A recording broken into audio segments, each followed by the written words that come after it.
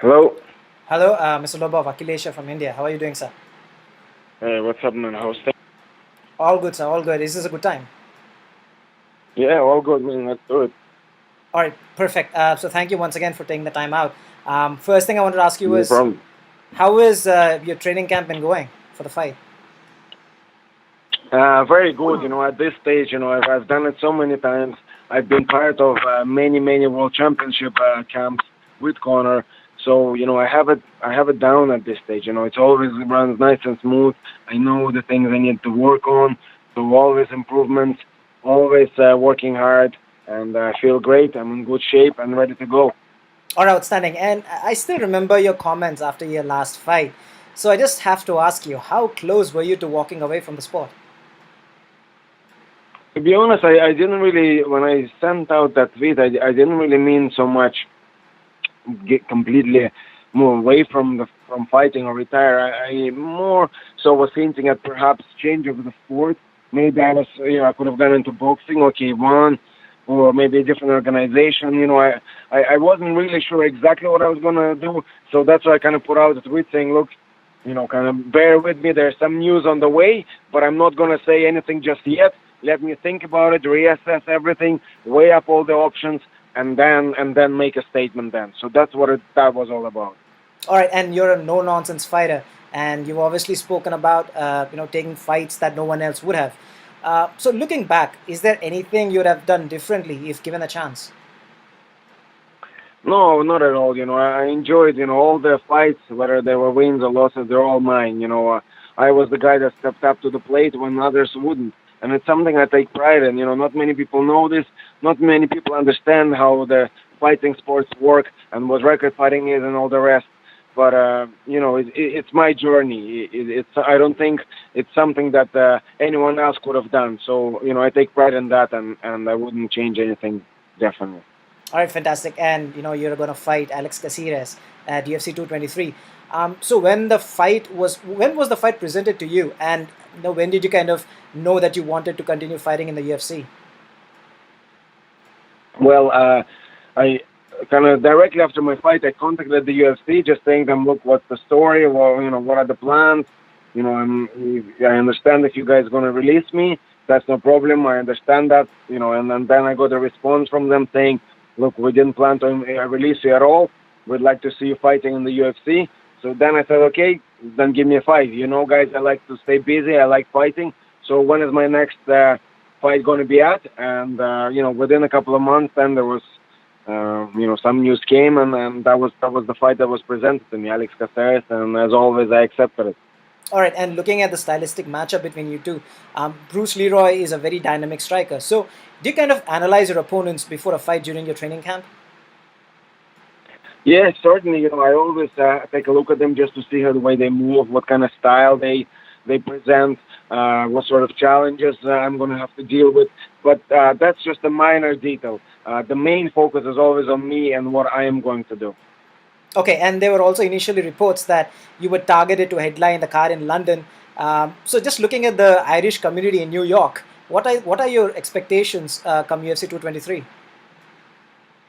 Yeah, I mean, I put that proposition to UFC saying that maybe I should fight in London because it was St. Paddy's Day, and given the, like you said, big Irish community living in London, I thought it would make a lot of sense. But they gave me an even better offer. New York, it's probably one of those few places, or if not the only place on the planet where I can represent and fight in front of both of my nations, Russia and Ireland. New York has a huge Irish community and it has a huge Russian community, so I really look forward to putting on a show for my fans. Outstanding. And just because you brought up, Russia, just moving away from your fight for a minute, you recently led a training session in Russia, which is just unbelievable for a casual fan. So, can you also talk about your experience and how it was for you? Yeah, that was incredible. I was invited into Kremlin. And it was a great experience, for any Russian man, growing up, you see Kremlin as this special place and you sort of see it from the outside, but to actually go inside and see what it's like, it's not something that many Russian people get to experience. And it was a huge honor for me, and I absolutely loved it, and I would absolutely do it again if I was given the opportunity. All right. And You've also previously opened up about the possibility of going to a different sport, maybe boxing or kickboxing. Is that still on the cards for you after UFC 223? Absolutely, I still I love fighting, and I don't see any issue, for me to go into boxing or K1. I'm not afraid to take on the best of both of those sports. I'm not a guy that ever shied away from a fight. I'm not a guy that shies away from a challenge. The tougher the fight, the more it excites me. So I would absolutely love to go into boxing or K1 and throw down with some of the best fighters in there. Right, and you also said you received some offers from both boxing and kickboxing. Were there certain names that were put forward to you saying these are the fights that you could possibly get if you made the switch? There was certain offers on the table, but I don't want to talk about this because right now I'm a UFC fighter. I'm signed to the UFC. I still have 4 fights on my contract, and this is where I intend to be in the near future. All right, completely understandable. One name that continues to linger in boxing, however, is of Paulie Malignaggi. Everyone knows about the friction between Conor and you guys and Paulie's team. Is that something you'd be open to down the line? I certainly would be open to that, but I honestly don't think Paulie wants to fight anymore. He's been fighting for a while, I guess, and he's retired now. The only reason he ever brings up Conor's name because that's what keeps him stay in the news, and that is what he sees it as a huge payday. So I feel even if he was to do that fight, he wouldn't be doing it for the love of the fighting anymore. He would just be doing it for money only. And obviously, a fight with me wouldn't be nowhere near as much of a money fight as it would be with Conor. So I don't think he's interested in fighting for fighting anymore. Okay, and also talking about Conor, he was in your corner for your last fight. Knowing how close you two are, how helpful is it to have someone like him to look at you in your corner doing your fights? Yeah, it's great to have Conor with me, at my fights and just in the training as well. Conor has always been very, very generous with his time for me and with his techniques and his advice. So I'm very thankful to him for all that. All right, fantastic. And one last question for you, Artem.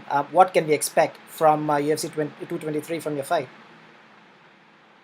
The usual, guys. You know what to expect from the Russian Hammer. When you see my name on the card, you know there's going to be fireworks. You know it's going to be knockouts. You know there's going to be action. You know there's not going to be no laying down. You know there's not going to be holding somebody down. It's going to be a proper fight.